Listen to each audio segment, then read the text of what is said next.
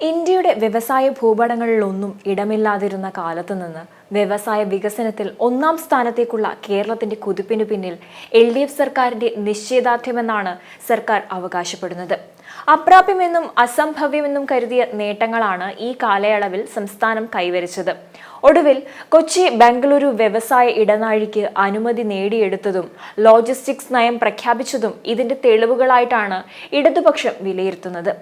വാട്സാപ്പിലും ഫേസ്ബുക്കിലുമൊക്കെ status update ചെയ്യാറുണ്ടല്ലോ. HIV സ്റ്റാറ്റസോ? HIV പിടിപെടാനുള്ള സാഹചര്യങ്ങളിൽ കൂടി അറിഞ്ഞോ അറിയാതെയോ കടന്നു പോയിട്ടുണ്ടാവാം. എന്തു തന്നെയായാലും മുൻകൂട്ടി പരിശോധിച്ച് HIV സ്റ്റാറ്റസ് അറിയൂ. സൗജന്യ HIV പരിശോധനയും കൗൺസിലിങ്ങും ആരോഗ്യ കേന്ദ്രങ്ങളിൽ പ്രവർത്തിക്കുന്ന ICTC അഥവാ ജ്യോതിസ് കേന്ദ്രങ്ങളെ സമീപിക്കുക. നിങ്ങളുടെ സ്റ്റാറ്റസ് എന്തായാലും വിവരങ്ങൾ രഹസ്യമായി സൂക്ഷിക്കുന്നതായിരിക്കും. ഈ കാലയളവിൽ വ്യവസായ സൗഹൃദ റാങ്കിങ്ങിൽ കേരളം വൻ കുതിച്ചുചാട്ടമുണ്ടാക്കി. 20-ലധികം പൊതുമേഖലാ സ്ഥാപനങ്ങൾ ലാഭത്തിലാക്കി. കേന്ദ്ര സർക്കാർ വിൽപ്പനയ്ക്ക് വെച്ച പൊതുമേഖലാ സ്ഥാപനങ്ങൾ ഏറ്റെടുത്ത് പുതിയ വ്യവസായങ്ങൾ ആരംഭിച്ചു. ആദ്യമായി സ്വകാര്യ വ്യവസായ പാർക്കുകളും ക്യാമ്പസ് വ്യവസായ പാർക്കുകളും തുടങ്ങി. 25-ലധികം സ്വകാര്യ വ്യവസായ പാർക്കുകൾക്കാണ് ഇതിനകം അനുമതി നൽകിയത്. IBM അടക്കം ലോകോത്തര കമ്പനികൾ കേരളത്തിലേക്ക് വന്നു. രാജ്യത്തിന്റെ തന്നെ വികസന കവാടമായി മാറുന്ന വിഴിഞ്ഞം തുറമുഖവും യാഥാർത്ഥ്യമാക്കി.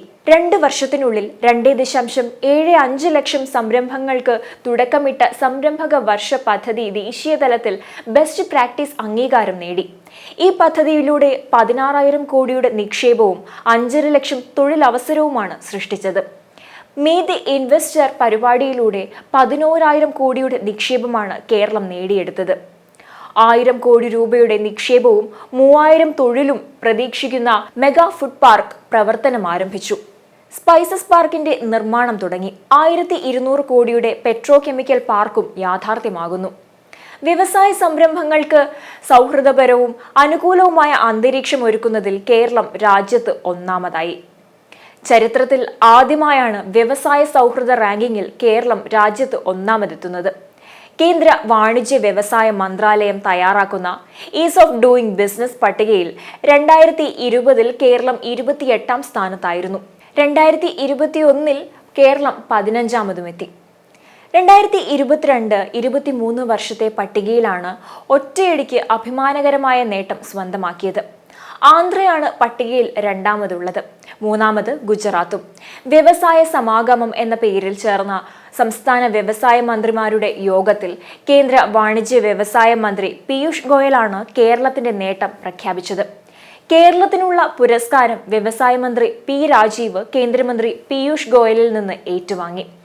നൂതനമായ പരിഷ്കാരങ്ങളിലൂടെ വ്യവസായങ്ങൾ തുടങ്ങുന്നതിനുള്ള പ്രക്രിയകൾ ഏകോപിപ്പിച്ചും വ്യവസായങ്ങൾക്കും പൗരന്മാർക്കും കാര്യക്ഷമമായ സേവനങ്ങൾ ഒരുക്കിയും കേരളം, ആന്ധ്ര, ഗുജറാത്ത് എന്നീ സംസ്ഥാനങ്ങൾ മികച്ച പ്രകടനം കാഴ്ചവെച്ചെന്ന് മന്ത്രി പീയൂഷ് ഗോയൽ യോഗത്തിൽ പറഞ്ഞിരുന്നു.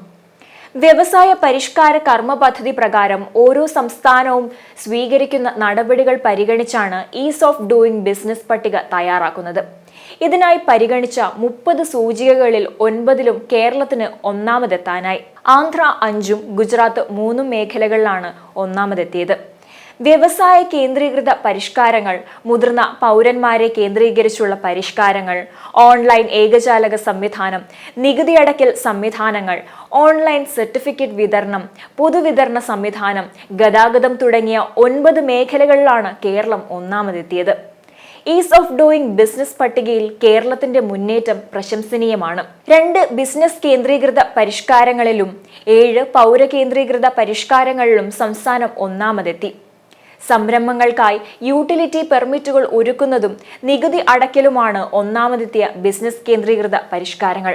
ഓൺലൈൻ ഏകജാലക സംവിധാനം, തദ്ദേശ സ്ഥാപനങ്ങളിലൂടെ വിവിധ സർട്ടിഫിക്കറ്റുകൾ എളുപ്പത്തിൽ ലഭ്യമാക്കൽ, റവന്യൂ വകുപ്പിൽ നിന്ന് സർട്ടിഫിക്കറ്റുകൾ ലഭ്യമാക്കൽ, യൂട്ടിലിറ്റി പെർമിറ്റുകൾ അനുവദിക്കൽ, പൊതുവിതരണ സംവിധാനം, ഗതാഗത മേഖലയിലെ മെച്ചപ്പെടൽ, എംപ്ലോയ്മെന്റ് എക്സ്ചേഞ്ചുകളുടെ നടത്തിപ്പ് എന്നിവയാണ് കേരളം മുന്നിലെത്തിയ പൗരകേന്ദ്രീകൃത പരിഷ്കാരങ്ങൾ. ഈസ് ഓഫ് ഡൂയിങ് ബിസിനസ് പട്ടികയിൽ ഒന്നാമതെത്തിയതോടെ കൂടുതൽ നിക്ഷേപം കേരളത്തിലേക്ക് എത്തുമെന്ന് വ്യവസായ മന്ത്രിയായ പി രാജീവ് അറിയിച്ചിരുന്നു. കേരളത്തിലെ സംരംഭകർ നൽകിയ അനുകൂല പ്രതികരണമാണ് ഈ നേട്ടത്തിനു പിന്നിൽ. സംരംഭങ്ങൾക്ക് വളരുന്നതിനുള്ള സാഹചര്യമൊരുക്കുന്നതിൽ സർക്കാർ നടത്തിയ ശ്രമങ്ങൾക്കുള്ള അംഗീകാരം കൂടിയാണിത്.